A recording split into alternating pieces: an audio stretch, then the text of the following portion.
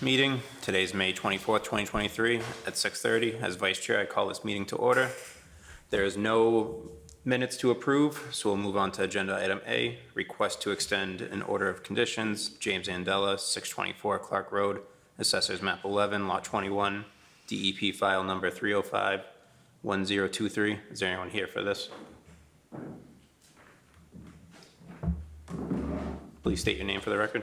Sure, James Andela, here for 624 Park Road. Do you have anything to present or say? No, it's in the application, pretty much. We're still in litigation. Yep. Anyone on the board have anything to say? Joe, any comments? My comments are just, so the applicant's requesting a 3-year extension. The current expiration date, accounting for COVID-19 permit tolling, is June 20th, 2023. The applicant placed a request greater than 30 days before the expiration date. A site visit was conducted on May 22nd, 2023. I noted large soil stockpiles within the site. The sediment controls that were previously established included a silt sock and a silt fence. The silt fence had since been collapsed, for lack of a better word, I guess. So I just recommended to restaple the silt fence or reestablish the silt fence. So that's my only recommendation. All right. I have none. No more questions? Are you fine with that condition? Well, yes, sir. Can I have a motion to approve a 3-year extension as described at this meeting? So move. Can I have a second? Second. All those in favor? Aye. Aye. Vice Chair votes aye.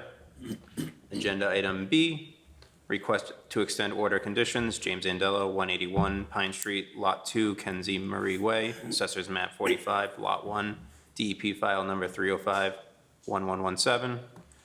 Can you please state your name for the record? Sure, my name is James Andela, here for Lot 2, Kenzie Marie Way. Looking to get a 3-year extension, as we had a lot of red tape. We just cut the trees probably 4 weeks ago. Before I get started, I want the extensions. Joe, any comments? My comments are the applicant's requesting a 3-year extension. The expiration date is August or September 2023. So he meets the 30-day requirement. I did a site visit, so perimeter sediment controls are established as per the plan. DEP file signs are established, so all pre-construction requirements are satisfied with the same. Based on your comments, I have one question. What is the extension date to, August or September? So I said August/September 2023 because agenda item B, C, and D are kind of, they all have varying expiration dates. So I would just say 3 years from whatever expiration date applies to DEP file number 305. All right, gotcha. All right, can I have a motion to extend the order conditions 3 years based on the DEP file number as discussed? So move. Can I have a second? Second. All those in favor? Aye. Vice Chair votes aye as well. Agenda item C, request to extend an order of conditions, James Andela, 181 Pine Street, Lot 3, Kenzie Marie Way, Assessors Map 45, Lot 1, DEP file number 305-1119. Can you please state your record for the name? My name is James Andela, here for 181 Pine Street, Lot 3, Kenzie Marie Way. Looking for a 3-year extension. Joe, any comments? Same as previously stated for agenda item B. Anyone on the board have any questions? I'm good. Can I please have a motion to extend the order conditions 3 years based off the date on the DEP file number as discussed? So move. Can I have a second? Second. All those in favor? Aye. Vice Chair votes aye. Agenda item D, request to extend an order conditions, James Andela, 181 Pine Street, Lot 4, Kenzie Marie Way, Assessors Map 45, Lot 1, DEP file number 305-1116. Can you please state your name for the record? My name's James Andela, Lot 4, Kenzie Marie Way. Looking for a 3-year extension. Any additional comments to the previous 2 lots? No additional comments from me. Anyone on the board have any comments? Nope. Can I please have a motion to extend the order condition 3 years for the DEP file number listed? So move. Can I have a second? Second. All those in favor say aye. Aye. Aye. Vice Chair votes aye. Thank you. Thank you. And agenda item E. I got one more. Yeah, one more. I didn't see that. Minor modification request, James Andela, 25 Sophie Ruth Way, 155 East Street, Assessors Map 61, Lot 128, DEP file number 305-1067. Can you please state your name for the record? My name is James Andela, here for 25 Sophie Ruth Way, looking for a non-substantial change. Looking to put a 12 by 16 shed in the 50-foot no build zone, less than 10%. It's probably 1/4%. Anyone on the board have any questions? Joe, any comments? My comments are that the shed as shown on the site plan that the applicant provided is shown to be in the no-build zone as just stated. Based on just a rough desktop analysis, I approximate the no-build zone to be about 4,800 square feet. So just based off the square footage, it seems to be less than 10%. I would agree with that. I don't have any further questions. Can I have just approve that it's not a minor modification? How do I term this? Just approve of the minor modification for the shed. Okay. I approve the minor modification. Can I have a motion to approve the minor modification of the shed as described at this meeting? So moved. Can I have a second? Second. All those in favor say aye. Aye. Vice Chair votes aye. Thank Thank you you. very much. Agenda item F, request for a certificate of compliance, Rhino Commerce Way, owner LLC of Boston, Mass. Commerce Way, Assessors Map 23, Lot 18 and 19, 30 Commerce Way, beyond, and 22 Bellevue Road adjacent, DEP file number 305353. Is there anyone here for this? Are you expecting anyone, Joe? I thought their agent would be there. Joe, I can speak to that, I don't put on the project. Okay. Hi guys, for the record, this is Andrew Tebow with Goddard Consulting, who was helping with the actual permitting for this.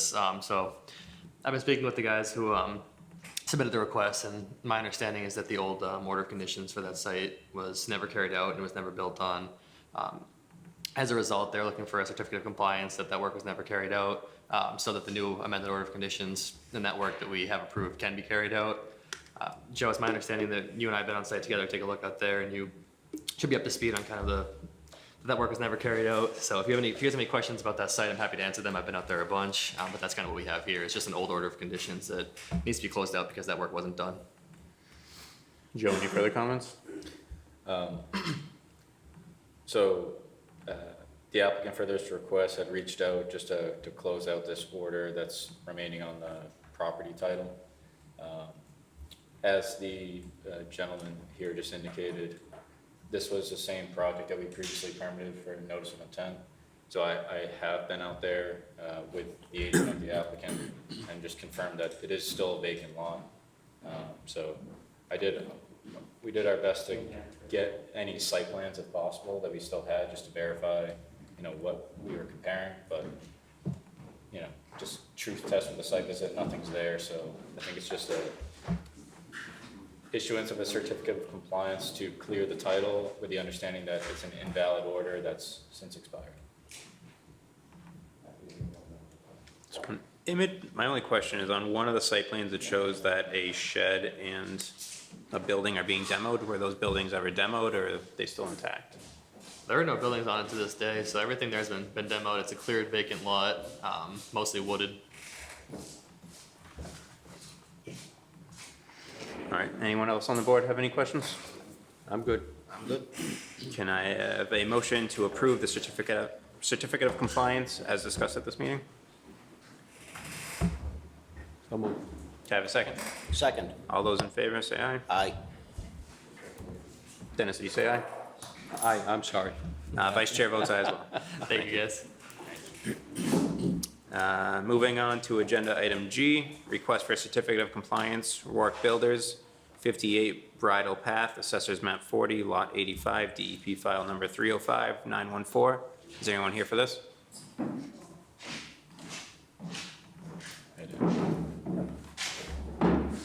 Please state your name for the record.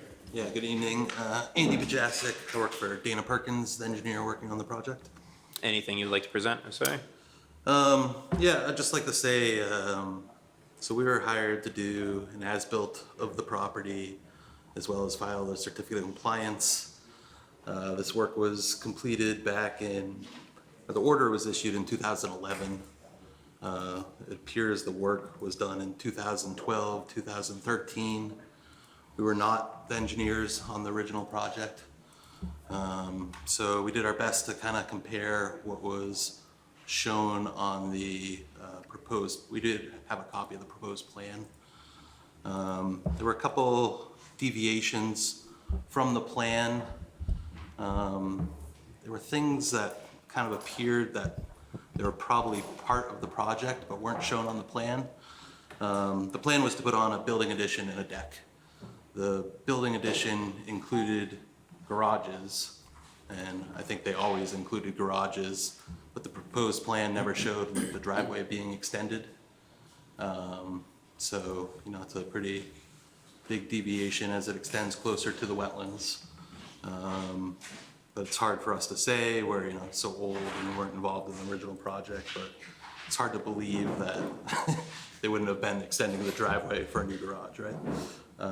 So we did our best to look at, you know, not only the proposed plan, but we looked at site aerials dating back. And you kind of, there's pictures of kind of the construction ongoing.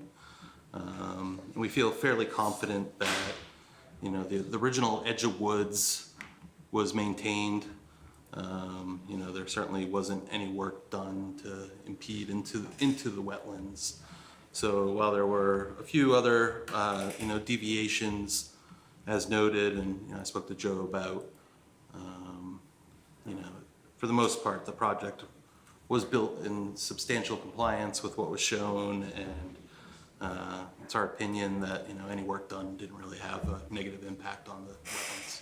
Excellent. Thank you for the description. Joe, any other comments? My comments are basically captured in the letter of substantial compliance, where they kind of spell out all of the deviations that from the original site plan, so the driveway, pool equipment shed, a fire pit, stone patio. So these things weren't part of the original plan. But as far as what was proposed, my understanding it was like the addition, which is now a 4-car garage and a deck. So it looks like that was completed in compliance with the site plan, but not sure how to address the other things that were installed. Well, we don't know when this other stuff was installed either, correct? I mean, we're Correct. talking 10 years? Yeah. After post-construction? Correct.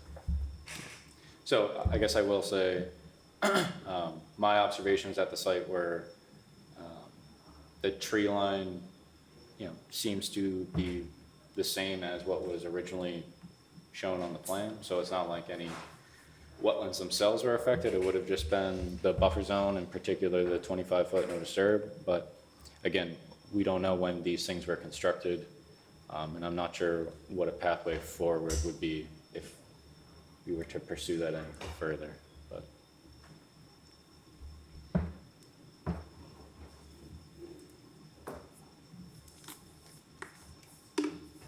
Any other questions? I have no questions. Can I have a motion to approve the order of conditions? Or can I have a motion to approve the certificate of compliance as described at this meeting? I'll make move. that motion. Can I have a second? Second. All those in favor say aye. Aye. Aye. Vice Chair votes aye. Thank you. Thank And you. now I pass the baton. All right. Sorry for my entrance. Right. H, public hearing, notice of intent, Merrimack Engineering Services, Andover, Massachusetts, on behalf of Lisa and Kenneth Hills, 6 Newland Road, Assessors Map 95, Lot 49, DP file number 305-1180.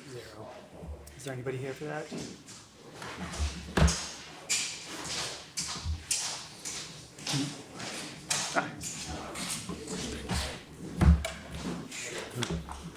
I'm Ken Hills from 6 Neelam Road. We're actually expecting our engineer to attend tonight, but he must be delayed. Are we able to defer till later on in the meeting? Yes, so Yeah, we'll just schedule you, you can let us know when they walk in and Okay. we can squeeze you in at the next available. Perfect. Thank you. All right, thank you. All right, agenda item I is continued. Could I have a motion to that effect? Or could I have a motion to continue public hearing notice of intent, VHB Watertown, Massachusetts, on behalf of David DeCenzo of Dan Realty LLC of Wilmington, Massachusetts, 1695 Shawshene Street, Assessors Map 113, Lot 22, DP file number, not yet assigned. I'll make that motion to continue to the next meeting. Could I have a second? Second. All those in favor? Aye. Chair votes aye as well. Agenda item J, public hearing, notice of intent, Goddard Consulting LLC, Northborough, Massachusetts, on behalf of Joe Marie Buckley, 105 Star Avenue, Assessors Map 100, Lot 8, DP file number 305-1179.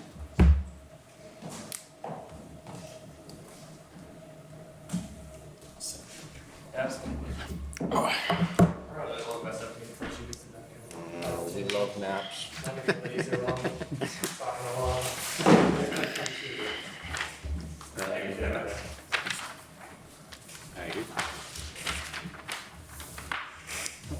Could you please introduce yourselves for the record? All right, JW Buckley, 105 Star Ave, Tewksbury. And then this is Andrew Tebow with Goddard Consulting. Yeah. This is the project I was coming for tonight, but I'm happy to speak to the other one too. So I just handed each of you guys an 11.17 plan, what we have submitted here so far. Essentially what it is it's a three-part addition to the current property at 105 Star Ave. So what the engineers did here is the existing property shown here in black, you'll see on your plans, and all of the proposed work is shown in red. So there's an existing single-family house in the lot. All the developed portion of the lot is right towards the front. You'll see on the plan, the grade lines right here. There's a sharp grade going down. Once you get to the back of the grades right here, it's all naturalized, so the remainder of the lot is forested through the no disturb zone, through the wetlands, through the rear of the lot. So what the project is proposing is it's a two-story addition off the side of the house with an elevated catwalk that connects to a detached two-story garage addition shown here. So a couple things to note here, and these are in the notice of intent. We're working with the engineers to get these added to the plan itself so you guys can have a full table. But what we're looking at is the addition off the side of the house would be 334 square feet. The catwalk would be 149, and the garage would be 900 square feet. So in total on the entire 100-foot buffer zone, we're looking at an increase from 4.5% total impervious cover to 6%. As far as work within the no disturb, it is proposed here in this corner here. You'll see a portion of that proposed garage is within the no build zone. That is essentially due to lot constraints. All developments at the front of the lot, the wetlands creep up very closely. So the area for that was selected. There's an existing shed there now. The area around it is graded and been in use. So the idea was to position that in an area that's already been in use to limit any impacts to the no build zone. As well as the catwalk is actually elevated because the engineers found out that doing so, it's only elevated to the second floor. Underneath it, there's still a slope there, so water is able to still infiltrate without grading that area. It still flows down the same way. So this was kind of the design that the engineers found that was the least grading needed, lets the water continue to flow in the same way it has been, infiltrate down that slope. And any work that was within that no build zone was designed to be where the existing shed was, to limit any impacts in that area. So I'm happy to kind of take any questions, and you might have some specific to the property as well. Any questions or comments from the commission? Joe, do you have any? So my comments are, so one, there's been a hiccup in notification to abutters where there's they're just required to obtain the most recent abutters list. So they have since done that, but we're still waiting for the time period to lapse that satisfies the requirement of timely notification for all abutters. Yep. And then I've also gone out to the site, did a site visit. I didn't have a problem with how the wetland delineation was done. I guess I'd just be curious what the exact numbers are for the total area that represents the no build zone, and then how much encroachment there is from the structure. I think you might have touched on that, but I'm not sure if you have exact numbers. Yeah, so I've actually reached out to the engineers to get that exact shown on the plans. I figured the final order of conditions may want to reference that. Okay. But yes. But So for my own rough measurements, what I had was that it was a 4.5 to a 6% increase in total impervious cover within the 100-foot buffer zone. And then within the bylaw zone, we added 541 square feet total. So I have the engineers fact checking that, of course, it matters a rough estimate, but that's about what we're looking at here. Okay. So other than that, no comments until, the next meeting, once it's presented. Yep, yeah, exactly. So both those butters been notified. 2 properties switched hands since the butters list came in December. So we have notifications out to them as well now. So those have been sent out. We just need that time period to lapse. So we're just here today to see if you guys have any questions. Otherwise, we'll get that final comment added to the plans. I'm good with it unless anybody good. else. Yeah, I have no questions, just confirm that calculation was all. Yep. Great, that sounds awesome. Thank you, guys. All right, so in this case, we'll continue until the next meeting. Yep, yeah, more than you guys plan ahead of that date. I anticipate having that within the next week or so. Yeah, and it will, as long as nothing drastically changes, I don't Exactly, see yeah, why it's we just, wouldn't just a number approve we it, added for you, but that's all. you never know. Mr. Chair, do you want to open up the public hearing, just in case someone's here for this today? Sure, thank you for reminding me.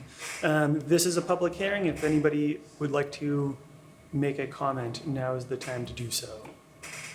Not seeing anybody, I'm not going to close the public hearing, but I will ask for a motion to continue the public hearing and notice of intent for Goddard Consulting LC, Northborough, Massachusetts, on behalf of Joe Marie Buckley, 105 Star Avenue, Assessors Map 100, Lot 8, DP file number 305-1179, to the next available meeting. I'll make that motion. Could I have a second? Second. All those, Aye. Aye. chair votes aye as well. Thank you very much. Great, thank you guys for your time. All right.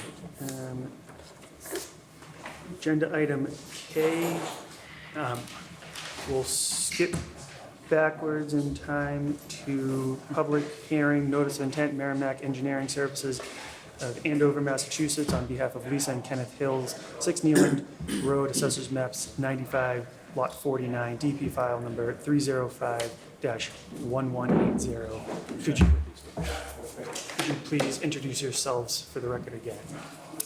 Yep, I'm Kenneth Hills, 6 Needham Road, Tewksbury.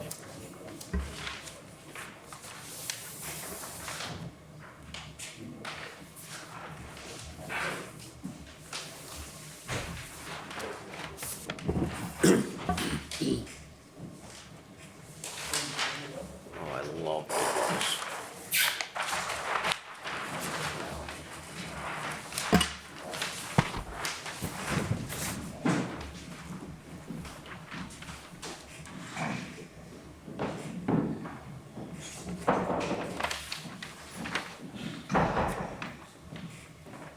I'm Steve Slupinski from Merrimack, I believe you just turned your microphone off. Steve Slupinski from Merrimack Engineering. Thank you. Prepared the plan. I brought in the full-size plans because I figured it'd be a little easier to see. So you can see that the house on Nealand Road, 6 Nealand Road, when it was built,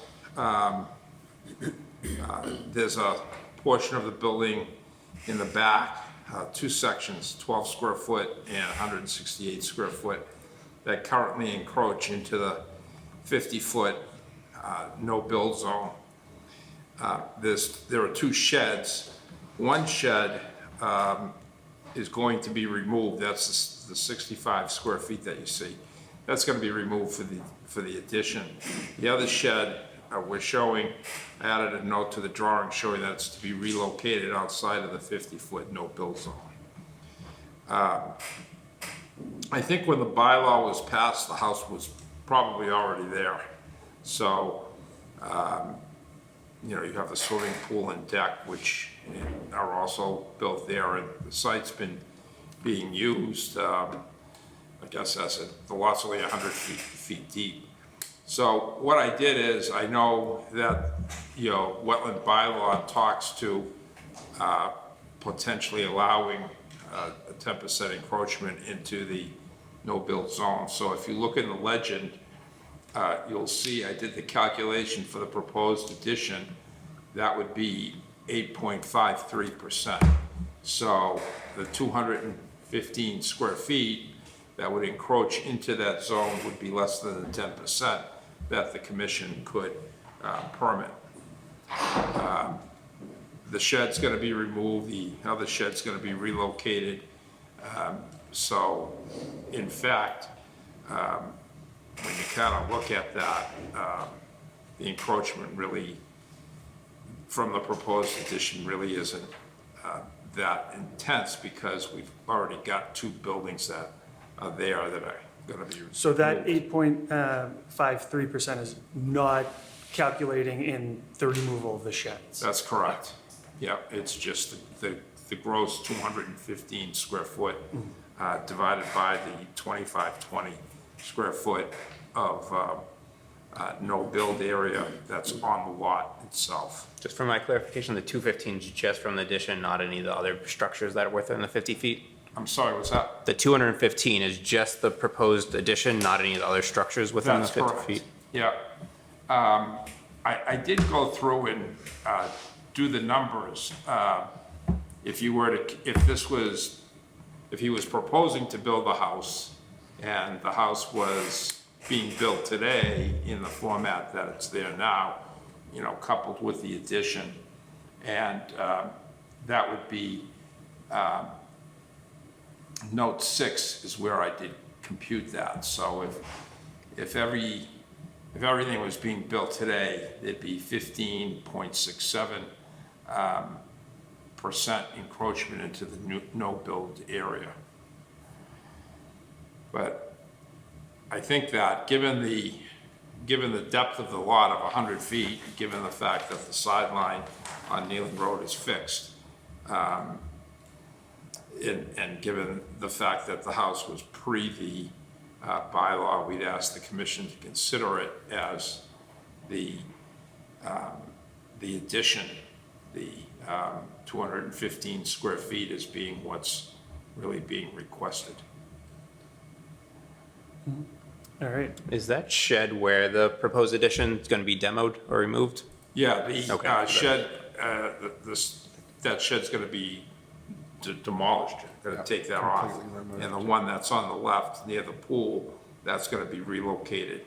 It's actually right on the lot line now anyway, so it should be relocated to be outside the 50-foot zone and to comply with the shed setback requirements that the town has, so.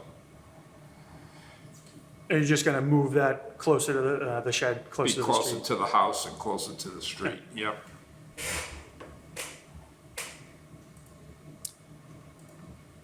Any other questions or comments from the commission? Joe, just to refresh my memory, the 10%'s all buildings, not just new proposed buildings, correct? So let me just get the exact language here. So in regard to the 10%, it's just says the encroachment. It doesn't say whether that's a cumulative value or whether it's just the encroachment subject to the, I have like printed off the regulations. If you want them as well. Can I add a postscript?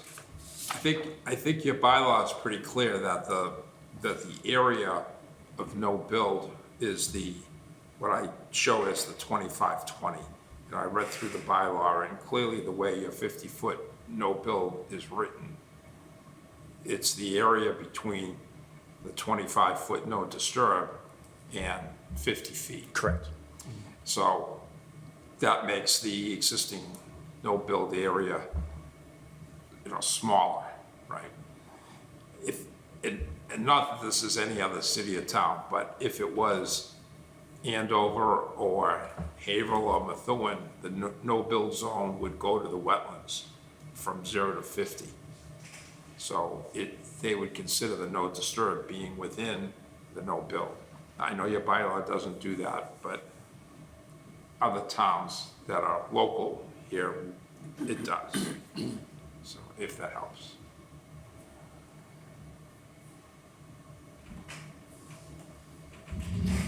So yeah, there's a few things in the regulations as far as like addressing like the 10%. So one is is the term encroachment, whether that refers to cumulative structures or just what's being proposed, although, you know, if it was just what was being proposed, theoretically, someone could just continue coming back and just say, oh, it's only 10%, only 10%, only 10%.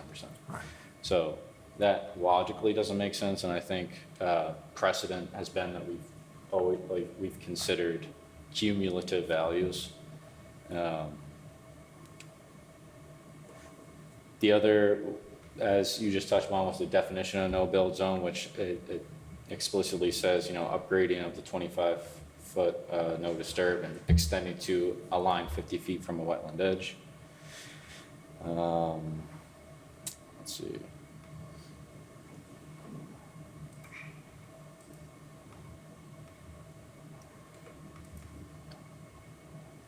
Oh, and also the term unavoidable.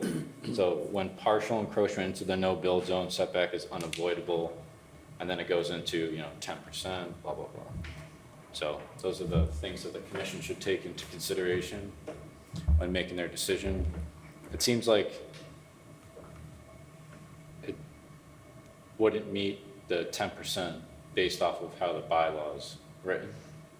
But it's obviously subject to the commission's opinion. One of the things that they're trying to do with their house plan is to make the house more livable, obviously. So this is why they're matching the back line of the addition with the back line of the house, because of the way the rooms will flow and the inside will work. And so I think that's the floor plan really sort of defines that out. Now, one of the things I would suggest to the commission, if they would consider this, if they do consider it cumulative, so that now we would have 15.67%, is that maybe in response to that, we provide some enhancement and maybe some buffer zone plantings along the property line, so that maybe there's wetland plants or plants that could be planted in the no disturb zone area that would enhance the wildlife values, for example, and provide more of a natural vegetated buffer between the wetlands and the usable land area. So essentially what that would be 168 square feet and 12, so 180 square feet of planting as a minimum, and maybe you do something like 2 times that area, so that you're enhancing the buffer zone with additional plantings. Where would you propose that go? I think, I was gonna say, just to add to that, I would like to see something drawn up. I'm in favor of some type of mitigation as it stands right now, and as it's drawn, I would not be in favor of this. But if you wanna go back to the drawing board and do a 2-to-1 with the whatever above 10% and have it drawn, I would be in favor of that. But that's just my 2 cents as of right okay, now. good. Not sure if anyone else on the Yeah, board I feels agree differently, but. with that. Okay. But I'll just say that the bylaw does have some language as far as, like, if it is unavoidable, it talks about increasing the size of the buffer strip, like proportionate to the square footage that is encroached upon. So there is some language that you might be able to reference as far as like how to provide mitigation. So that's just a note. But. I think it's sort of that issue here. If you look at where the 100-foot line is, it actually is, the street line, the property line in the front, the lot's only 100 feet deep. So we could, extend the 50-foot no-build zone, make it like, for example, I'm gonna say a 70-foot no-build zone on the left side of the house, right? notch out an area and draw a plan, that could be recorded, that would covenant that. But anything that ever happens on this lot is within the 100-foot buffer, so you're already gonna, the whole lot's jurisdictional anyway. Right, so I When, think. do you know when the house was built? 1956. 1956. So does that, That predates a lot of stuff. yeah, And we actually moved in 2002, and the existing addition was already on the house when we moved in, so it predates the 2001 wetland bylaws as well. so yeah, would this be considered a full encroachment as it stands, or would it go back down to the smaller number because it was already there before the? Just my 2 cents, unavoidable is you're building a structure. It's avoidable. Yeah. From my perspective. I like the 2-for-1, because I think we did this recently. There was a project where similar situation, where they had increased the no build zone setbacks, so just how you talked about, increasing that so that it's kind of like the plan that would be referenced for any future construction, so it kind of pushes out the no build zone even further. In addition, I think they proposed some restoration of like what was already on site as far as like cleaning up some of the wetlands that could be restored. So something to that's how something like this was previously handled, Okay. so.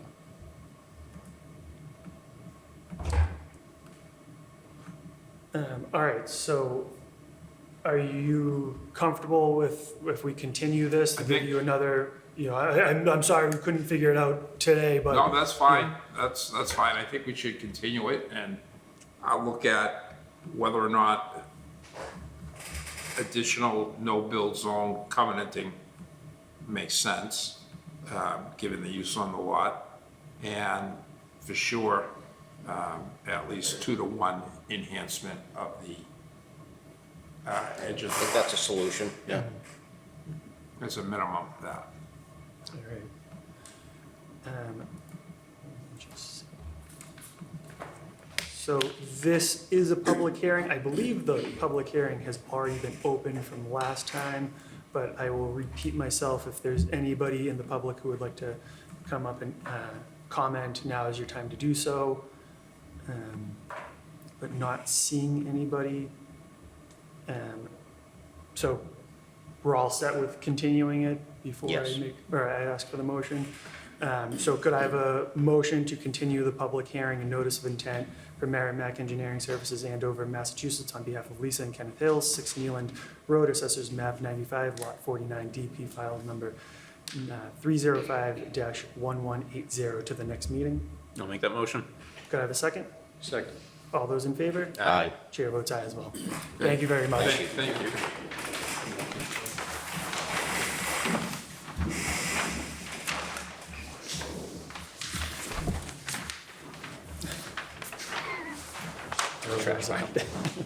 Oh, thank All right, where were we? We had K. All right. Agenda K, public hearing, notice intent, Bills Associates, Inc. of Boston, Massachusetts, on behalf of Holton Bugby Company, Tewksbury, Massachusetts, 1600 Shawshene Street, Assessors Map 112, Lot 4, DEP file number 305-1181.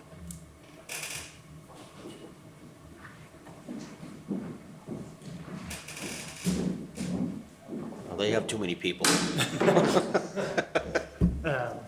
So I just want to be, so please introduce yourselves, but because the next hearing is very similar, we have to be careful that we're talking about this one and not so much, item L, but we'll deal with that as it goes. Fair enough.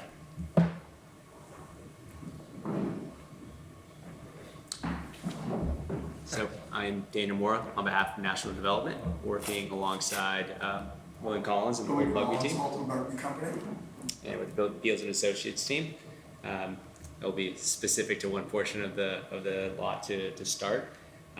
Lot 1, as we refer to it, is a proposed speculative warehouse, 180,000 gross square feet, that is taking the place of the former footprint of a section of the Holden Bugby mill facility that's currently in existence. Through the subdivision of the parcel and through a phased construction sequencing, which we can get into in the discussion, we will be taking down the majority of the current footprint of the Holden Bugby team, and once that site has been cleared, we'll be starting construction on a speculative warehouse, likely tilt-up construction, concrete cast in place, tilt-up panels, again, 180,000 gross square feet. Sorry to interrupt real quick. Oh, sorry, I thought we said lot 1. My apologies. I flipped around. Well, I'll back that around and talk about the other parcels. So, of the facilities, the H&B facilities that I was referencing, lot 2, as we refer to it, is the H&B facility. So what they'll be doing is they'll be consolidating their operation into a reduced footprint. Two structures. One is a main mill facility, which is on the rear portion of the site, closer to the wetlands. And there is a storage structure as well, which principal structure, but accessory in use. And that'll be a non-occupied storage structure that supports the mill facility in terms of their lumber use. In terms of some background on the wetland delineation, there was an ANRAD ORAD process that was approved recently. The ORAD, I believe, is dated October 24th. So that's in support of the wetland delineation that you'll see on the plan. Our plans include a number of stormwater management improvements to improve the conditions, the existing drainage conditions on the parcel. We are looking to recontribute a number of the existing hardscape on the parcel back towards the wetlands. There are some areas that we do look to keep as existing conditions for the circulation and the clearance dimensions of the plan. But as a whole, we believe the site is left in an improved condition from a stormwater management and delineation perspective. With that, I don't know if you want to add anything from a stormwater perspective. Sure. Matthew Costa with Beals Associates. So from a stormwater site plans, I guess.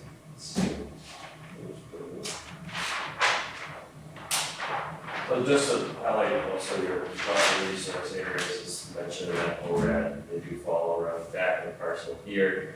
This would be, existing conditions back to here, a little bit of this existing structure. That internal property line for the ARAD is this boundary right here. So it looks a little bit of a barbell. First building would be up towards here, and then the rear of the site would be the mill facility. So you have obviously your 25-foot, 50-foot disturbed buffers. A lot of existing pavement is within the 50-foot buffer, as well as pretty much almost all the way up to the wetland in some areas. And you have the calcs of what we're moving up there, just to keep along.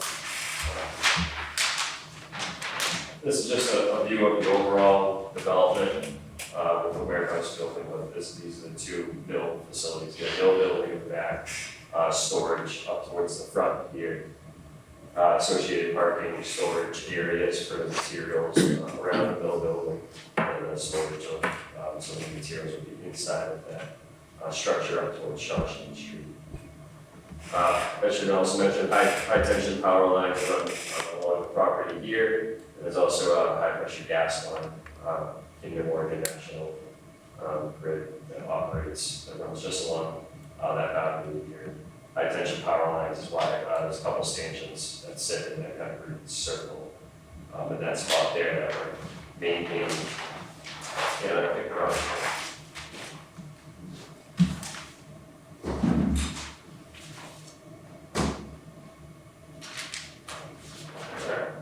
So, proposed site plan, as I mentioned, two-story mill building here. The two-story because of the second level of office that we have towards the front corner of the building.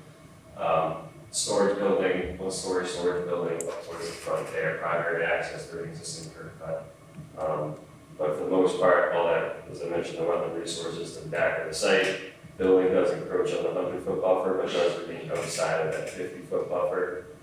There is a small dust collection equipment that does sit behind here. That's why we provided that access around the building, not only for operations, but for fire safety as well. Storage of materials up towards here underneath the power lines. Associated parking to support the facility up towards the top.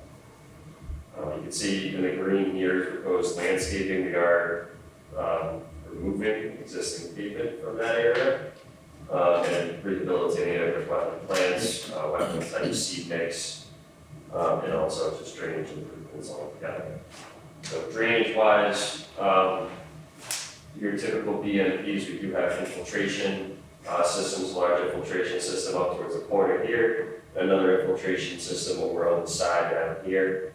Roof water, obviously, coming off the building, collecting the roof drains, would go directly into the infiltration systems, catch basin from surface water to the back, going through your typical deep sump catch basin with hoods, through the water quality units that were Technic water quality units to remove those total suspended solids. And then it would work its way out to 2 existing outfalls that are just adjacent to the building. It would just be simply connecting to those outfalls, trying to limit our disturbance there altogether. But for the most part, you can see a little bit more detail. All this green here would just be our limit of grading out towards the side. This is a large area here that is paved up towards the wetland side of the buffers, and then some area towards the back, and then a little bit down here that just goes over the property line. So catch basin will capture stormwater on the paved surfaces around this part of the building, around the side, and then down towards the bottom here, since this is within the national grid, Kinder Morgan easement with that high pressure gas line, we're going to try to stay out from doing anything subsurface. That would sheet flow across here into a stone trench that runs along the bottom of the pavement, the stone trench to get your water quality, and then infiltrate it into the ground. Guardrail, things like that, to make sure that encroachments don't happen. What we've also done is gone ahead in preparation for snow removal. We have identified snow storage areas on the plan. And we've also put in no snow dumping signs along this whole perimeter of the site towards the wetlands to make sure that no snow was just getting pushed off the edge of that pavement into those areas. Wetland, as I mentioned, wetland plants all along that boundary here. Winterberry, things like that, things with berries, we like to do, items like that can, bring birds and different mammals into the area. Wetland type seed mix, it is a bit wet out there, groundwater on this overall site is also very high in its infiltration potential, but we were able to find some good areas towards the back here and a little bit down towards the side here where we can find some infiltration, but for the most part, infiltration to the maximum extent that we could due to the site being a redevelopment. But overall, there were some challenges due to high groundwater in the back. So wetland seed mix, a lot of new plantings out towards the back, and then your typical, trees and buffer trees along the rest of the site. So this is just showing that existing pavement, what's going to be taken out, what's being added here. What's being shown in yellow is, I wouldn't say new pavement, because I mentioned the whole site is generally paved, but those areas will remain paved. There's a small section of new pavement in this kind of corner here, but for the most part, everything you're seeing in blue is existing pavement that we're going to be removing and reestablishing with wetland plants, wetland seed mix. The overall numbers, don't have a percentage, but in total, there's existing 51,000 square feet of pavement within the buffer zones, and at the end condition, looking at about 49,000 square feet. In total, about 2,700 square feet would be removed throughout the site. But the most important number, I just want to point out, there's pavement that's being removed from the 25-foot buffer, and that's 2,700 square feet. Another 2,800 square feet removed from the 50-foot buffer, and then about 3,000 square feet that's getting added to the 100-foot buffer. So that big removal of pavement from the buffer zones, most importantly, is from those 25-foot, those 50-foot areas. Generally handles it for that. I do have just some markups on erosion control.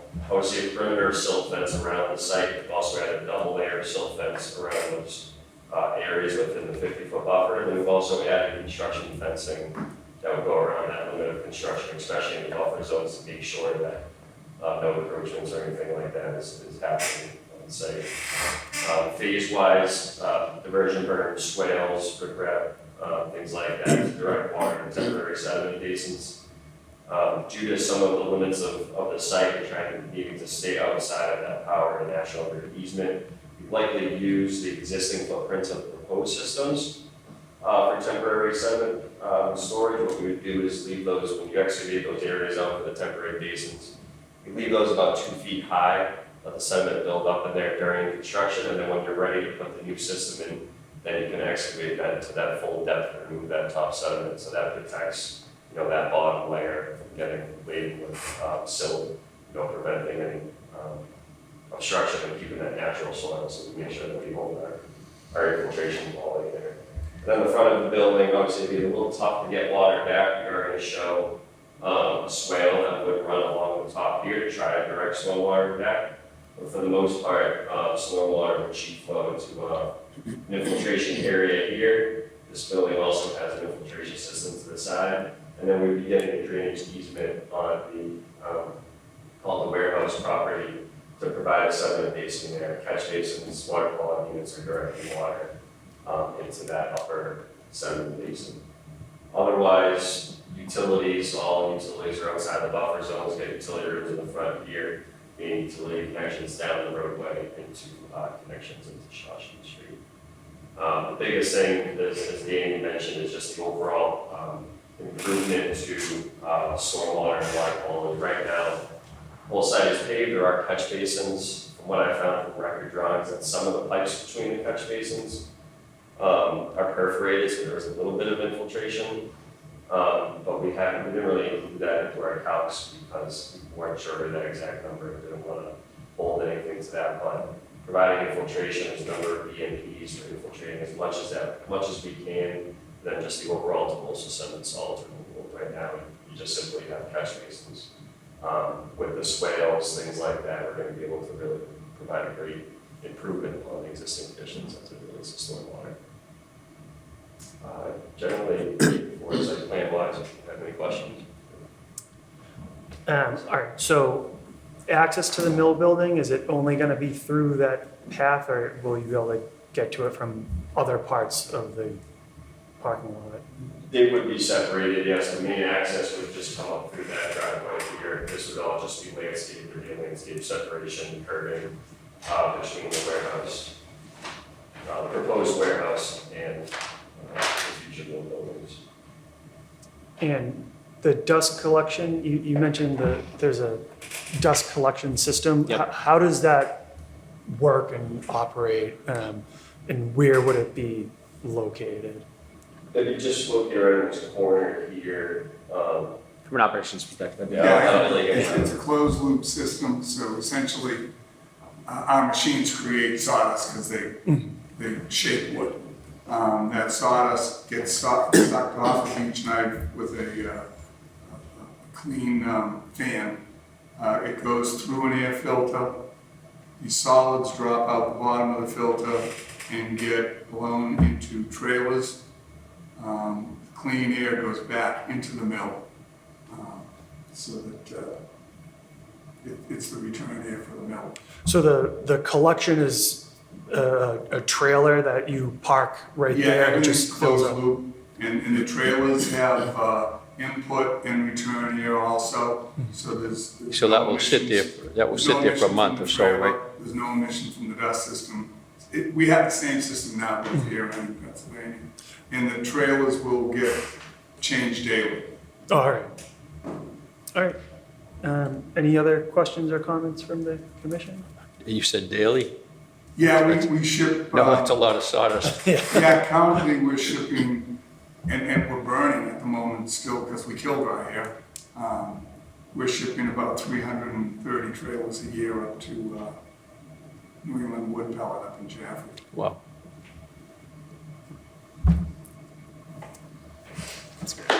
Reading through the stormwater operations manual, who's doing this work? It seems pretty extensive to do the quarterly SWIP plus the monthly and weekly inspections. Is this contracted out? How are you going to maintain what you specified within the manual. On our end, typically assume that those will get subcontracted out.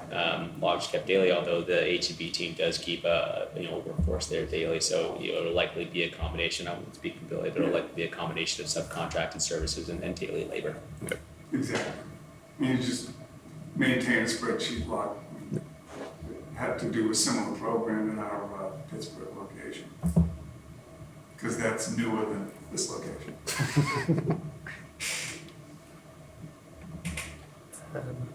Unless anybody has any other questions, Joe, do you have any? So I guess just wanted to say a few things. So there's slight encroachment into the no-build zone, but it's less than 10%. I think it's just a corner of the building that might just touch it briefly. So as the applicant had stated, there's the snow stored, the no snow dumping signs along the perimeter of jurisdictional areas for this lot, so that's good. So regarding the stormwater compliance, we're still waiting for the engineering division's review of what the applicant has submitted to verify compliance with the Mass Stormwater Standards. And the last thing I had as a comment was dewatering processes. So the applicant had mentioned shallow groundwater. Obviously, this is a large building. I imagine the foundation might go decently deep. So I had inquired just about what the dewatering process is going to look like, because I imagine it might be pretty extensive.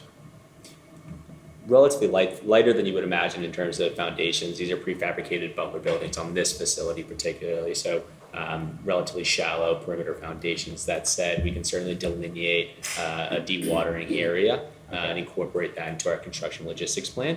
And something if we need to provide as follow-up, we can certainly do so. Yeah, and so when I had originally brought this up, it might be something similar to what you put on a site plan for like a temporary soil stockpile location. Just an idea of where this is going to be, just so whoever's actually executing the work kind of has a general idea of location for where these activities should be. Absolutely. Typically, we delineate that in our contractor's logistic plan for the site, so we can certainly kind of expedite that and provide this information. Where do you plan on discharging the dewater? Excuse me? Where do you plan on discharging from the dewatering activities? Just straight into the sewer, or? I think that's obviously something we work through as we progress with our contractor, but I don't think we discharge into the sewer. Yeah, for the most part, put on a holding tank. for the most part, the overall system would discharge those temporary sediment basins, which would have kind of like a slow release outlet control structure, perforated pipe into that basin that would slowly let the water out. For most of your trench, utility excavation, stuff like that, that dewatering practice would just use filter bags. I think we, like you mentioned, locate an area, put that sediment, not that sediment, put the sand or mulch down that goes below the filter bag, and that filter bag gets, installed and monitored consistently so that the water coming out of it is clean.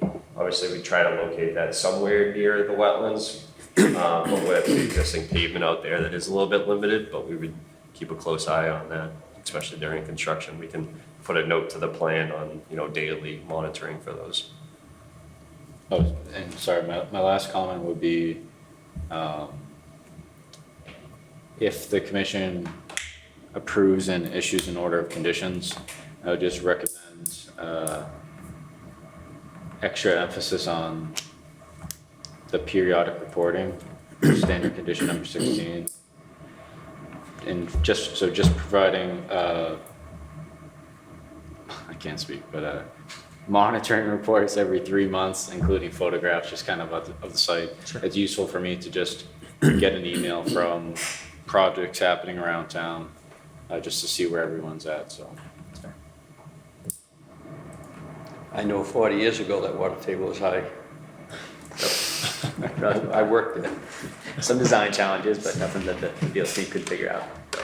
Hasn't gone down. Yeah, but for the most part, we're not doing much, changing grade for the site. So existing pavement's generally going to be in the same realm, especially in the back where the power lines and the gas is. We're not really changing grade, but for the majority of the site, we're kind of staying where it's at right now. And I believe that site is all gravel, right? Most of it's paved. Right, but underneath the, Oh, right, underneath it, yeah, there was a lot of fill, I think it was maybe Oh, no, it's all all wetlands. I all- Sounds like you might have been upgrading work in there. Yeah. The guy doing our test pits had said the same thing. I brought the right guy to do the test pits. When you did the ORAD, or the ANRAD, whatever it's called, the wetland was something else. It was like a fire pond or something, it was something strange like that. Yeah, Yeah, I there was some think, old plans that showed the back area had a fire pond. I don't know if that was in the wetlands or not. There's a pond back there that, one time back in the early eighties, it's actually just before I got there, it was put on a plan as a fire pond with the idea that they could put a diesel pump out there and pump water. yeah, that I kind didn't of, like that, I didn't like that when I got there. Yeah, all right. It's essentially a pond that exists really from beaver damming. All right, between all the stuff that grows in it, it's useless, right? all right, so can we, vote on this, or we're still waiting on the storm water, so we should probably wait until that goes through? So if that's the case, I will open it up to the public. If anybody from the public would like to get up and ask a question or make a comment, now's the time to do so, but we'll have another chance in the next meeting probably.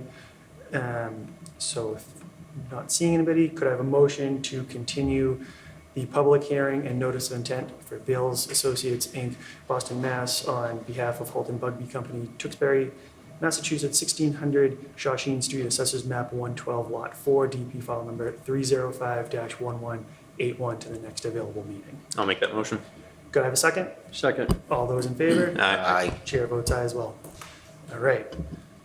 Before I say thank you too many times, the next item on the agenda is L, public hearing, notice of intent, Bales Associates, Inc., Boston, Massachusetts, on behalf of National Development, Newton, Massachusetts, 1600 Shawshene Street, Assessors Map 112, Lot 4, DP file number 305-1182. Could you please reintroduce yourselves for the record?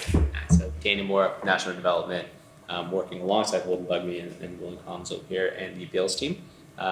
I'll restate the purpose of this one. This is for the neighboring speculative warehouse parcel.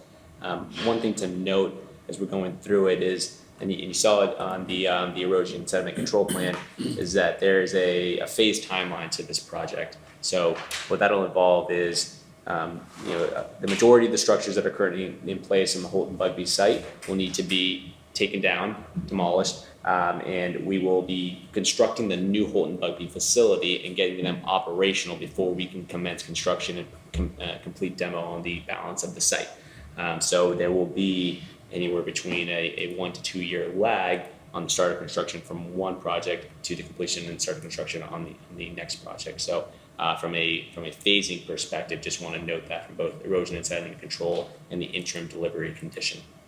Once we start construction on the secondary parcel, that's when we'll commence with both the stormwater management components that are shown on this parcel, as well as the hardscape, landscape. I also do want to note that there are 2 reserved parking areas. So some of the parking areas that are noted on the site plan are shown and planned for, but through the planning board process, we will be seeking a waiver to reduce the parking count by 30%, and just note those on plans unless actually needed to be built.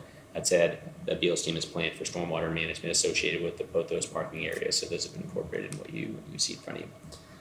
Aside from that, the general plan, aside from the warehouse structure, includes trailer storage at the rear of the site, some secondary parking on the front and side of the site.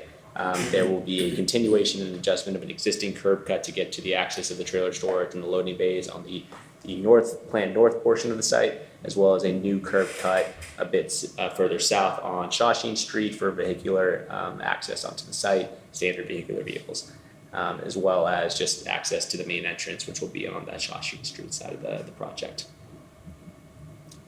From a grading component, nothing substantially different in terms of site grading from the current site, aside from some elevation change on the rear of the site to get to that elevated loading dock structure, as well as some berming of the front portion of the site, mostly intended to both obviously have some stormwater implications, but more so shield the front of the site from the neighbors and create a little bit of a visual distraction for the warehouse for any of the residents that are across Shawshene.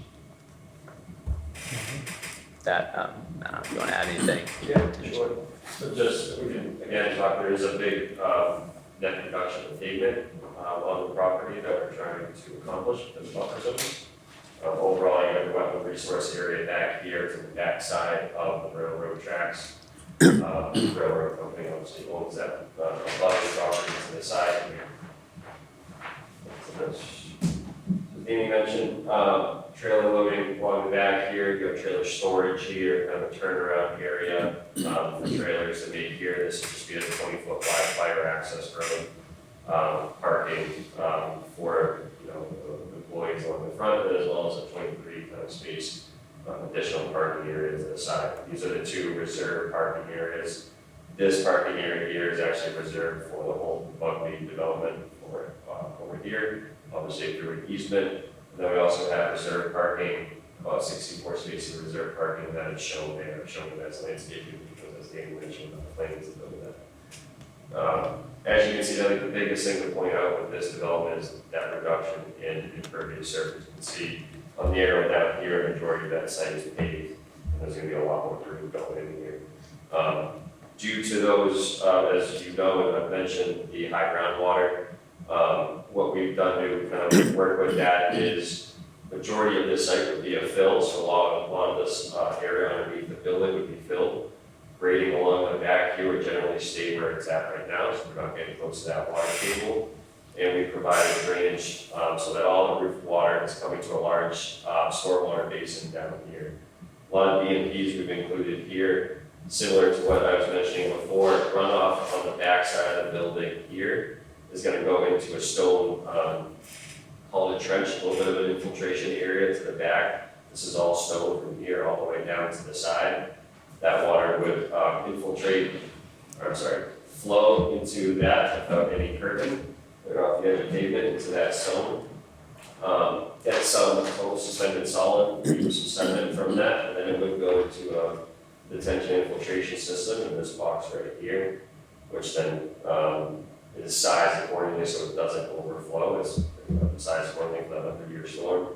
Obviously, there is going to be a water quality unit for some of that water as it comes back. There are connections to that stone trench that runs along the back here.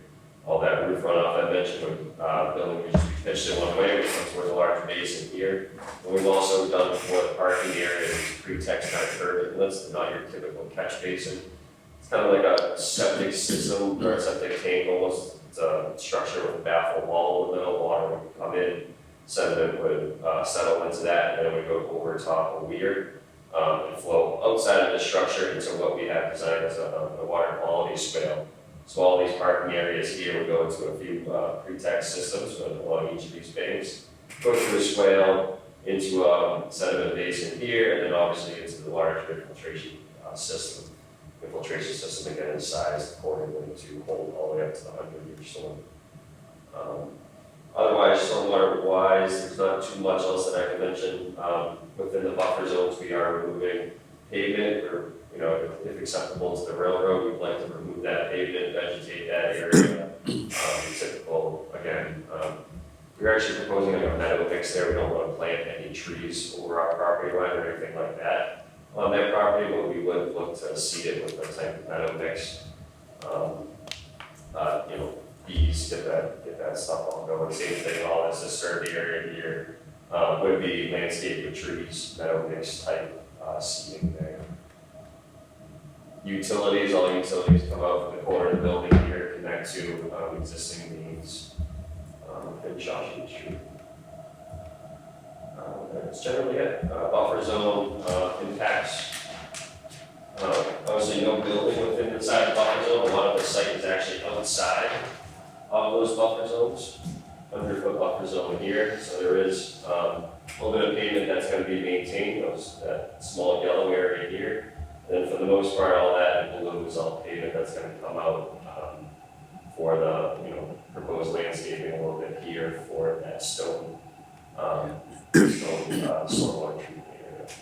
Overall, we have no change within the 25 foot. We have 10,000 square feet removed from the 50 foot and 30,000 square feet removed from 100 foot resource buffers, total of 41,000 square feet there.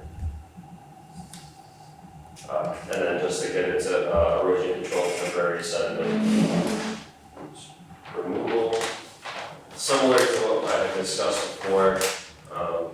So I won't go too much in detail into it, but perimeter, sill fence, double row sill fence towards the back, orange construction fence, went inside of buffer zones.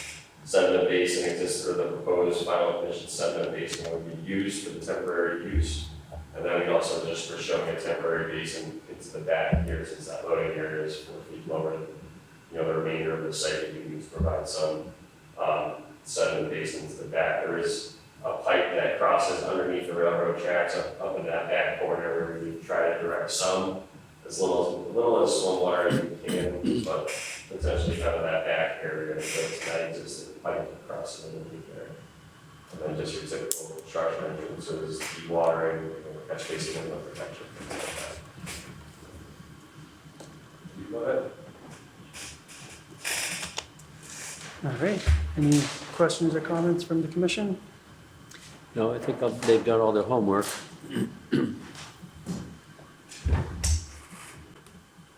Joe, do you have anything? So my comments are, for this project, there's not a whole lot of jurisdictional areas for the Conservation Commission. It's pretty much just limited to the northern part of the site. There is like one of the infiltration areas, just goes into the 100-foot buffer zone. So other than that, we pretty much have the same comments as the last project that we discussed, as far as, although it's still outside of the buffer zone, it might just be good to have engineering division just confirm stormwater compliance since it's still triggered, in addition to the dewatering processes, although I'm less concerned with this area, just because, the wetland resources are over the railroad tracks, so not a whole lot of the risk. But nonetheless, I would still defer to the engineering division's review for stormwater compliance.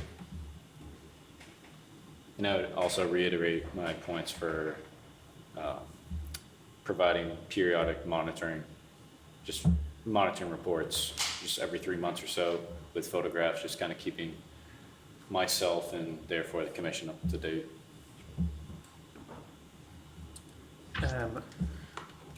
The landscaping in the front, you're adding, I'm seeing almost 70 deciduous trees and total of about the same number of evergreen trees. What's the current state right there? And I guess there's a lot of trees right there. Sure. Anyways, are you cutting all of them down? We're not. There are sections that we are looking to preserve. That said, there are sections based on our traffic study, which we intend to present during the planning board discussion. There are some sections of the trees that are protruding out to the extent that they do cause some sightline issues along Shawshene. So we are going to be cutting some back and doing some reorientation of some of the existing trees just to improve the safety condition from a traffic perspective. But as a whole, we're doing a good amount of preservation of existing trees and increasing the planting count, again, just to serve as a barrier, a visual barrier to the neighbors across Shawshene. I appreciate that. Some people don't like change, and I think this is a good mitigation. Sure. If anybody does complain, hopefully there's room to add even more trees, but I don't see that being. Absolutely. Hopefully that's not a big issue. Absolutely. We've had initial discussions with neighbors on the other side of the street just to get their initial feedback on the plan. I think for the most part, they were pleased with both the planting plan and some of the grading work that we're doing over there to provide that screen, but we're certainly open to feedback. We would like to maintain some flexibility in terms of exact location of placement, just because, in terms of an existing condition of utilities that are down there that we might not have located, or, just some field modifications in terms of how we're rerouting the connections going into the building. We'd like some flexibility, but for the most part, the plan we have on the drawing set is what we intended to look from a count perspective. So just some maybe slight leniency in terms of shifting trees a few feet over.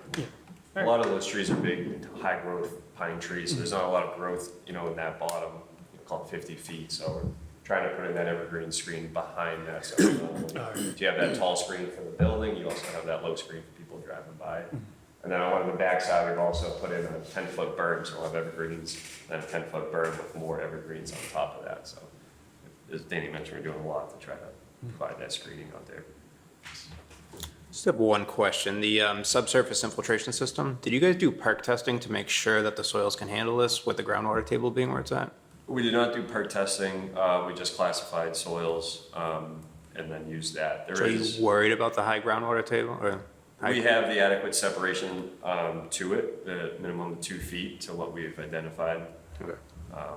But some of the soil actually out there, at least, especially towards the front of the site here, where we're that basin, is actually all great sand.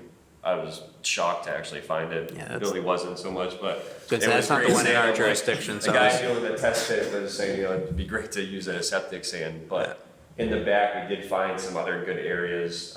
There is a couple existing septic systems, from the buildings that are back into that corner there, so we kind of highlighted those and tried to use that same area. So there were some good pockets of material that we did find. All right, any other questions or comments from the commission? I'm good. If that's the case, I will open it up to the public. If there's anybody from the public who would like to make a comment, now is the time to do so. But not seeing anybody, I am going to ask for a motion to continue the public hearing, notice of intent, Bales Associates, Inc. Of Boston, Massachusetts, on behalf of National Development, Newton, Massachusetts, 1600 Shawshene Street, Assessors Map 112, Lot 4, DP file number 305-1182 to the next available meeting. Good. I'll make that motion. Do I have a second? Second. All those in favor? Aye. Aye. The chair votes aye as well. Thank you very much. Thank you. Thank you very much. Nice presentation, guys. Thank you.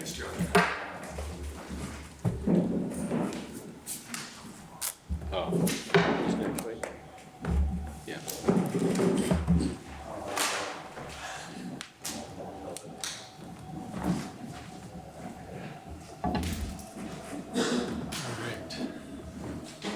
Agenda item M, enforcement order, Kevin O'Brien, O'Brien Homes, Andover, Massachusetts, Foster Lane, map We get more 24, lot pictures. 26.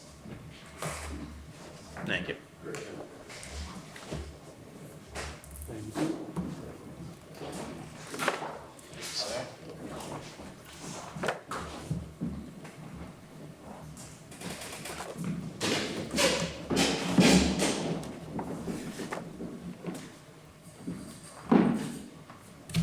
Mr. Chairman, board members, my name is Kevin O'Brien. What I just passed out is pictures that I took yesterday of the site at Foster Lane, which we're talking about the enforcement order now. If you look from the first one down to the end, it comes down the road and then bends to the right-hand side. Probably the third and fourth ones are the area that we had the issue with. The fourth and the fifth one. You can see the area's been all cleaned up. We took all the siltation fence that was existing in there that got disturbed and the wattles and replaced those.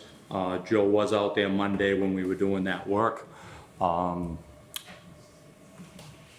It's still wet out there. We were able to put it back to kind of decent looking. But you can see footprints on that just walking on the stuff, so.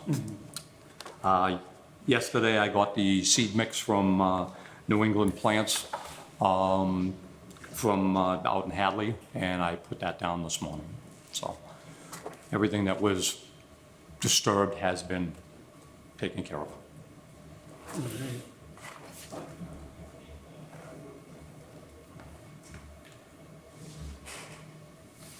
Did you say you reused the erosion controls, or are those new erosion? Oh, that's all new. That's all new. All right. Yeah, a lot of it was buried under, so we pulled a lot of it out and just put all new in. All right. You didn't touch any of the material that would be on the fence? We did. We did go out behind the area that Joe and I had looked at before, and I actually had Maureen from Norse Environmental out there last Friday before I did it, and she agreed with the thought process, which was pulling some of that material back in, so we didn't disturb the growth that was out there already. I mean, it's disturbed because it's got wetland soils on top of wetlands plants now, so. But yes, in answer to your question, we did pull that material back as we were pulling the material in. And Joe, you were on site for that? I was not. You were not. You inspected it today, or was that? No. No, but you were out here. Yeah, I've been out there. More than he wants to be. So I've been out there, I wasn't out there for any like removal of soil in an effort to address the enforcement of it. Has there been any developments with Mass DEP? They haven't, Not since I've last spoke with them. all right. Could you send me a copy of that there? I don't know how you got notified, if you got an email from them on this after they got the call, just so I know when I give Maureen, I'll have Maureen address that. So we can send it to DEP so they're satisfied, hopefully, with what we're giving them, or what's been done. So, let's go ahead and say some comments.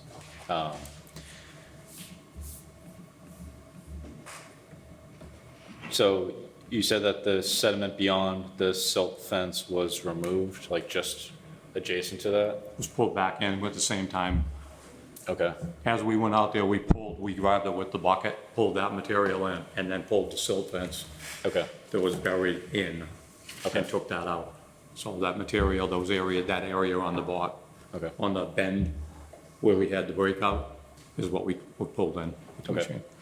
So I think from the last Conservation Commission meeting, there was discussion on developing a restoration plan to be overseen, for the work to be overseen by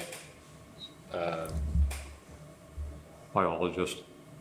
or, yeah, a wetland scientist to kind of verify that the depth of sediment that you think you're pulling out is actually the correct sediment, just so we can have like sort of a third party verify that it was done correctly and as much soil as possible can be removed. In addition to them kind of suggesting the seed mix to get and how it's applied, you know, making sure that it's being restored back to its original condition. So is there intent on your part to like have, you said Maureen from North, so is there intent for Maureen to draft up like an actual document as far as like, this is how it should be addressed, or I was out here, this is what was done, I think this is adequate, something to that effect? Yes. Excuse me, yes, she is. The other day when we went out there, we talked about how we were gonna address it. That's been done. I think quite frankly, what would make sense is have her come out again, see it done. If you get me that email from DEP, we can make sure that anything that they might say on that is addressed. So we can close the book on with DEP and the board. So just to be clear, there's nothing in writing from DEP, it was just a phone conversation between DEP and myself? Oh, there's nothing from DEP? Nothing written from them regarding Then specific. if the board's okay with it, if that's that's the case, I'll just have Maureen from Norse come out again and verify what we talked about in her, what she and I discussed doing to repair it, the problem. And I'll have her put something together that says she looked at it again, it's been done, and we can give something to you guys in writing. I think it's part of that too. I'd like Joe out there with Maureen to kind of view it and discuss what was done beyond the fence initially, because I know we didn't have a quorum per se, but we talked about not touching any of the soils or disturbed area beyond the fence. I know you had a third party, so I want that to be documented as well as the plan to remediate it moving forward as well. Sure.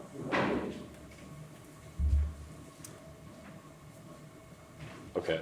Do you have any issues with that, Joe? So I'm just, does the commission want to, We'd like to see something in writing for, Yeah, from a wetland scientist right. saying, I mean, they bring out Norse and you do a, yeah, so I guess that's where my question is, does the commission want to see like an actual like restoration plan document before anything else happens? Or are you guys okay with this, what has been discussed, and just writing that into the enforcement order? I was gonna say, it should be documented first unless you and Norris or whoever you're with think it's more detrimental not to do something before we see the plan. If Okay. it's okay to wait, to get the plan and wait until those restorations are done, I would say wait. If it's in the best interest of the wetland and what's going on out there, to do it ahead of time and start doing it now. I want that to be your judgment call when you're in the field. because a wetland scientist would have to go out there and, survey everything to make a restoration plan. But if while surveying it, we know that it's coming along, I guess we can handle it that way. Okay, so it sounds like just writing it into the enforcement order as far as having this third party come out with myself to review the removal as much sediment as possible, as per our discussion at the last meeting. Most of it is just right beyond the silt fence, and then it kind of tapers off as it furthers out.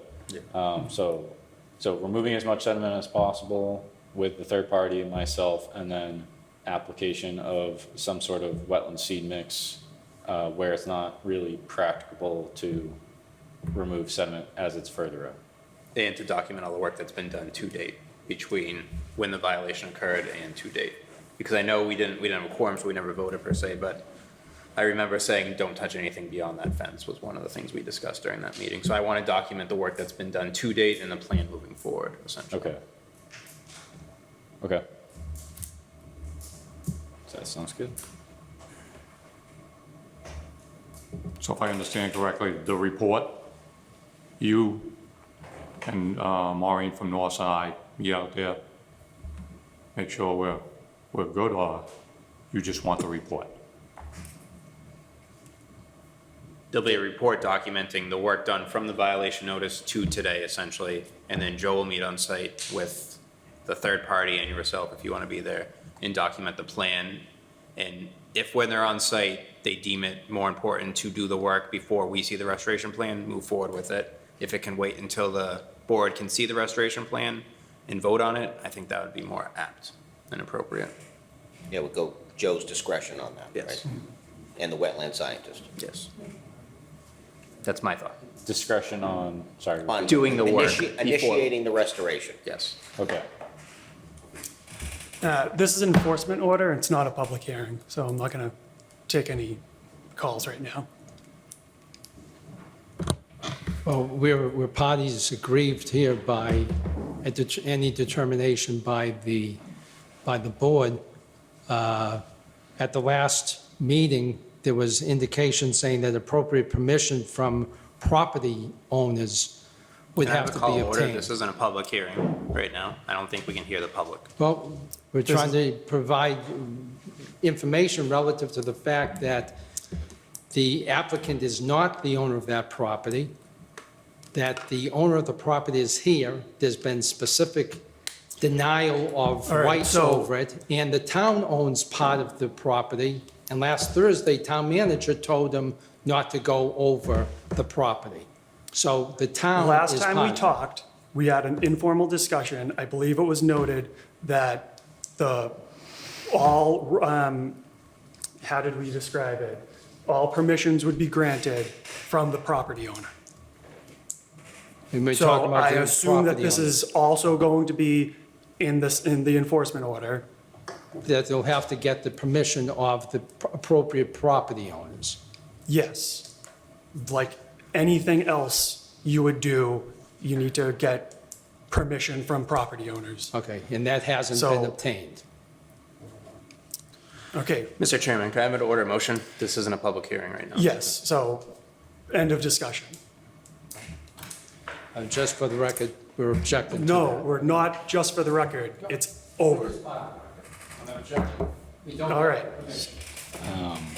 Mr. Chairman, I think we resolved what we were resolving, what I'm here for, is that correct? I would just like to add one more thing. I know I'm not trying to stir the pot, but if Mr. Plunkett and his client have a problem, go into court and get a court order and stop me from going out there.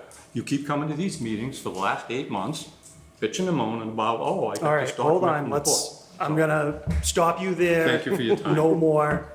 I don't want to get You're right, involved we shouldn't be any more than I discussing it. want You're to. right. Before we break from this, does the commission still feel comfortable with me exercising the Yes. discretion? Okay. Okay. Thank you. Thank you. Thank you. All right, so could I have a motion to ratify the enforcement order? I'll make that motion. Could I have a second? I'll second it. All those in favor? Aye. Chair. Aye. Chair votes aye as well. Thank you very much. All right. Next item is N, emergency certification. CJ Doherty, Inc. of Medford, Massachusetts, 275 Marshall Street, assessors map 32, lot 55. Is there anybody here for that? Do you want to call Dennis back in? Oh, yeah.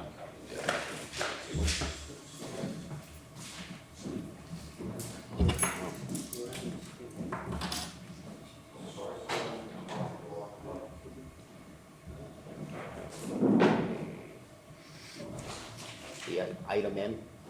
Yeah. Yeah.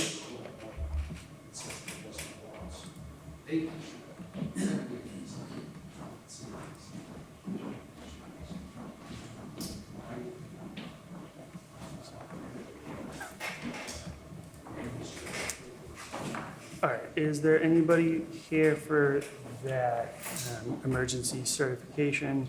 I don't believe so. Let's see. I guess we gotta pull it up.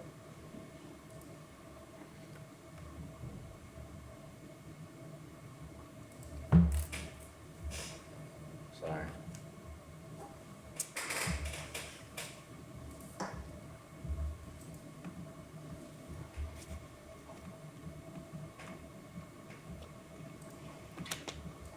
So this is a abandonment of a residential septic system, connecting into town sewer. They had an emergency authorization from the health department, so I followed up with my emergency certification for the Conservation Commission with the special condition of installing a silt fence and/or straw wattle as necessary, such that erosion of disturbed soil is not deposited within wetland resource areas. That's it. Joe, I apologize. I was trying to reconnect to the internet. Can you briefly go over that again? So just, this is an emergency certification for 275 New Marshall Street. They're just crushing their septic tank, tying in the town sewer. I just included that one special condition about sediment controls. All right, thank you. Any other questions or comments from the commission? Could I have a motion to ratify the emergency certification for CJ Doherty, Inc. of Medford, Massachusetts, 275 Marshall Street, assessors map 32, lot 55? I'll make that motion. Could I have a second? Second. All those in favor? Aye. Chair votes aye as well. Agenda item O, minor modification, Gen 4 Builders LLC of Tewksbury, Massachusetts, 40 Long Meadow Road, assessors map 26, lot 124, DEP file number 305-1159. Could you please introduce yourselves for the record? Bob Sullivan, Gen 4 Builders. Yep, and I'm Barry Sullivan, Gen 4 Builders. And what would you like to do today? So we're building a new construction house on 40 Long Meadow, and the only way to get power is National Grid is requesting a letter of approval to put a pole on the right of way, which would be in the buffer. So that's what we're here for. All right. Joe, do you have any questions or comments? Yep, so it's just establishment of electric utility pole and an underground electrical conduit that connects to the house that was previously permitted. I think it's proposed along the existing driveway. Correct. So I don't have any Seems- issues with that. Is the sewer service moving too? Is that Toronto's plan? No? There's a new red line. So we ran the sewer service up the right of way, and then it's crossed under the, So it's not going through the wetland anymore? no. Okay, All right. it's better.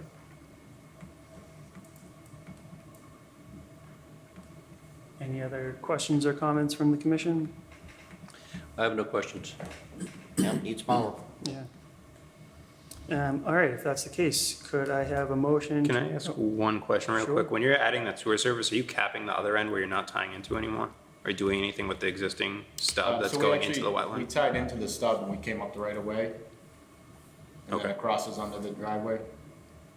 Yeah, we it ran- looks like there's a stub in the wetland. You didn't cap on the other side of that stub, did you? No, so that, there was only one stub. So we're tied into that and we go parallel with in the road, 90 feet, and then we cross. So the stub doesn't extend where you tied into? No, we cut it. Okay, that's what I was asking, because Right, it's showing sorry. going into the wetland, that's. Right, no. Okay, perfect. Just want to make sure. All right, if that's the case, could I have a motion to approve the minor modification for Gen 4 Builders LLC, Tewksbury, Massachusetts, 40 Long Meadow Road, Assessors Map 26, Lot 124, DEP file number 305-1159. I'll make that motion. Do I have a second? Second. All those who approve? Aye. Chair votes aye as well. Thank you very much. Thank you. Thank you.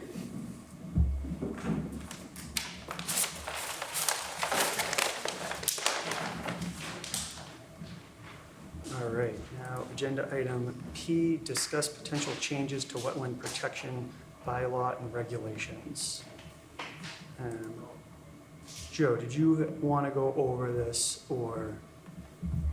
Yeah, I can go over it briefly. So, like the last commission meeting, we're kind of just wanting to advertise this up until the next town meeting. So the reason for just proposing changes to the bylaw and regulations is kind of just to reflect our conversations to date about just some of the small things that we might like to see incorporated. So a lot of it is making it more consistent with the Wetland Protection Act in terms of just notification requirements.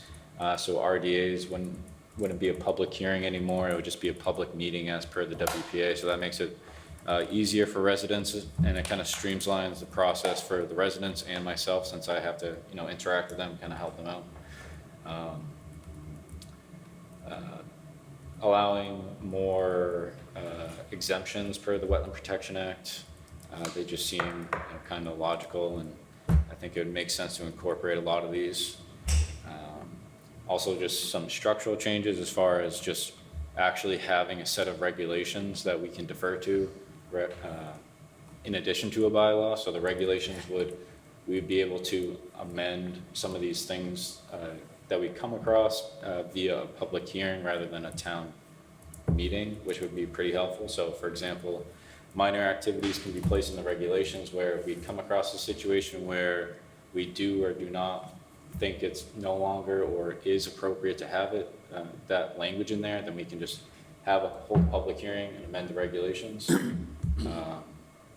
Not that we'd be flip-flopping all the time, but it just kind of makes it easier to change, like, a word or two, or say, just be more explicit in some places. So this gives us the power to amend it through our meetings. The regulations, yes. Right. Through a public hearing.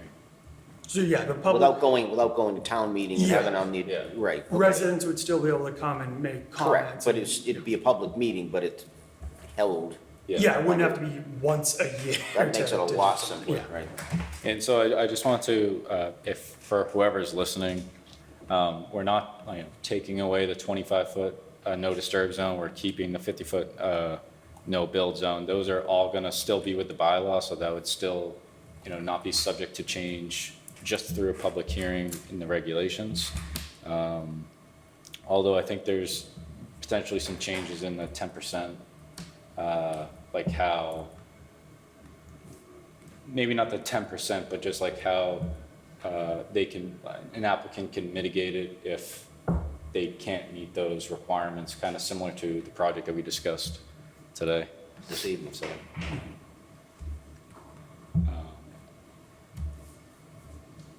but that's kind of it. All right. So hopefully, how long are the bylaws right now?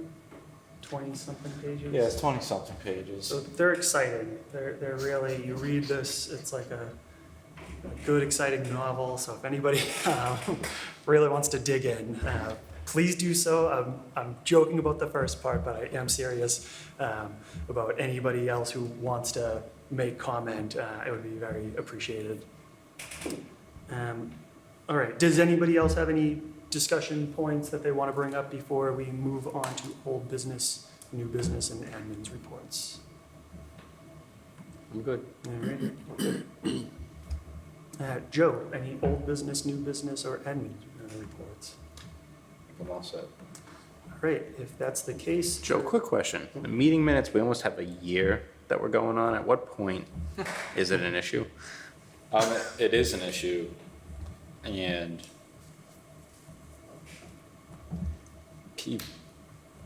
like the town manager, assistant town manager is aware of the fact that we're out almost a year on meeting minutes.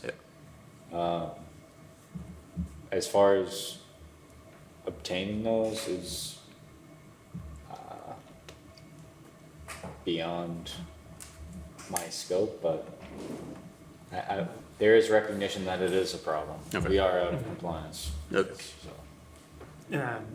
All of the meetings, not that this is, not that we don't have to have meeting minutes or anything, but all of the meetings are published on YouTube. So people can go back, but obviously, out of compliance is out of compliance. So we do need to figure something out. Well, my one question, new business, is where are we for getting a replacement for Pat Holland? Yeah. Is that with the minutes? I did reach out to somebody, and unfortunately, life circumstances, they're unable to apply right now. But I guess it's kind of. Well, I mean, it was in the paper, that there was open slots. I just didn't know, because we had one individual that was in, that came in, Yeah. that expressed interest. Haven't heard anything back. Yeah, it would be good to have a fifth member. Maybe we should raise the pay. I mean, Joe just gave himself a raise. I mean, town meeting, they raised the pay for a lot of other people, so maybe next time we can be on that board. Yeah, but you're only gonna pay for it in your taxes. Yeah, I know. So, right, it's a shell game. Yeah. All right, if no further discussion is involved, could I have a motion to adjourn? I'll make that motion. Do I have a second? Second. All those in favor? Aye. Aye. Chair votes aye as well. We'll see you next meeting on June 7th. Okay, writer's cramp.